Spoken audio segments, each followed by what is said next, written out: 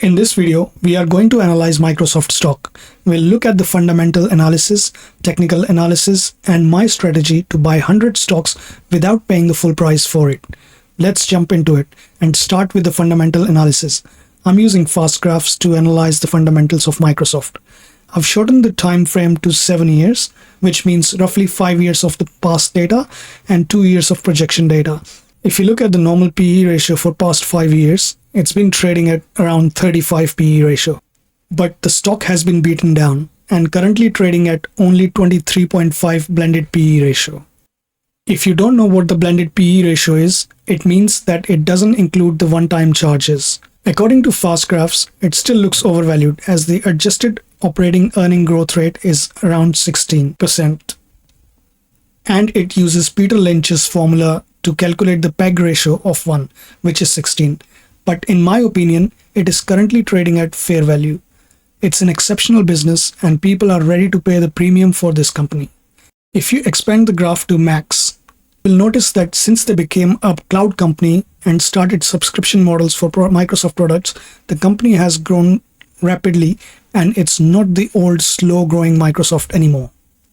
Roughly from 2017, the company has seen exceptional growth rate, and that's why investors are paying a premium for it. The blue line on the graph is the normal PE ratio where the stock trades at. In the past 5 years, it has been trading at 35 PE ratio. But if you look at the stock price, occasionally we get some discounts. And these are the opportunities to buy the stock. Every time the stock comes here at 23 or 25 PE ratio, it bounces right back. And it has done exactly the same this time as well. They have an exceptional AAA rating from S&P. And the long-term debt is around 21%. If we go to the fund graphs, we can see they have consistent net margin growth every year since 2017. Now let's check if they have been issuing more shares or not. This is one of the important criteria for me to look at the stock before buying it. I don't want my shares to be diluted with the company issuing more shares. Imagine you are starving and bought a pizza and you were going to eat it alone, but you hear a knock on the door and now you have a guest who's starving as well. Now you have to share a pizza with them. This is a similar situation, so you have to check whether they are issuing shares or not.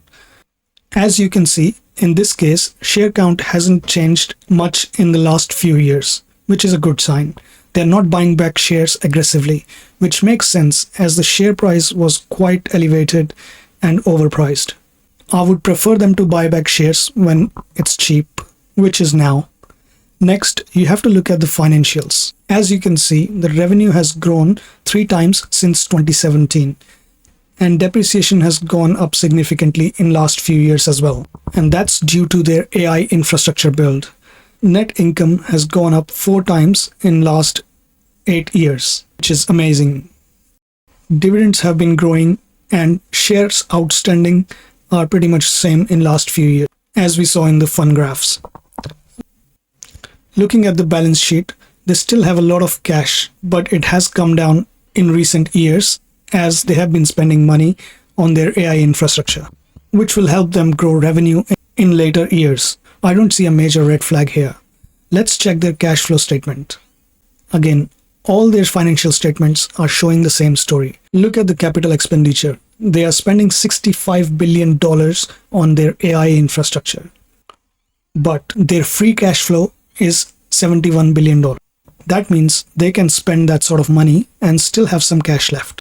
Okay, so we now know fundamentals are still good, but there is one caveat to it, which is OpenAI. As seen in Microsoft's recent cash flow statements, their capital expenditures have tripled since 2021, reaching over $64 billion in 2025. A significant portion of this is for the high-end chips, GPUs, and the data centers that OpenAI uses. If Microsoft is footing the bill for the physical infrastructure, while OpenAI reaps the direct user growth, Microsoft's return on invested capital could decline. Effectively, Microsoft is spending the cash upfront, but the revenue coming back in through the partnership may not yet match the massive scale of the spending. Now, let's look at the forecasting tool from FastGraphs and see how much return can we earn from this stock. If in next 2 years the stock is trading at 22 PE ratio, that will give us 15% annualized rate of return. And if it goes to 25 PE ratio, then we can earn 23% annualized rate of return. Now let's look at the normal multiple. It has been traded for past 5 years. And the multiple was 35. If you think it's going to go back to 35 PE ratio, you will be able to earn 40% plus annualized rate of return. Without wasting time, let's look at the technical charts. On the daily chart, it looks like it's still in a bearish mode, as 50 and 100 SMAs are below 200 SMA.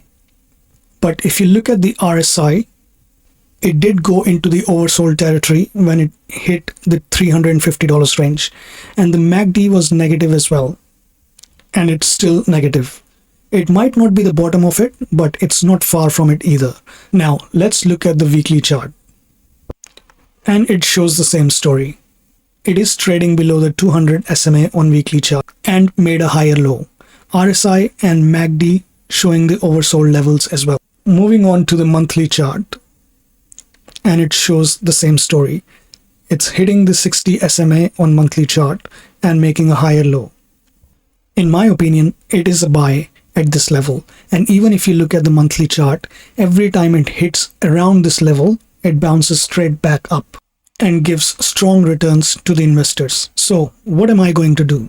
I have bought some shares already, but this time I'm not going to buy shares. Instead, I'm going to buy a leap option. Now, for those of you who do not understand what a leap option is, it is a way to invest in 100 shares for a long term, typically longer than 6 months, but I buy the options which expires almost a year out. That gives my shares enough time to recover. Why am I doing this instead of buying shares? Because it gives you the leverage and the advantage to control 100 shares for less than what it would cost you to buy 100 shares. Let's check the options chain. I have selected the expiry of March 19th, 2027, and I'm picking up the strike price of $185.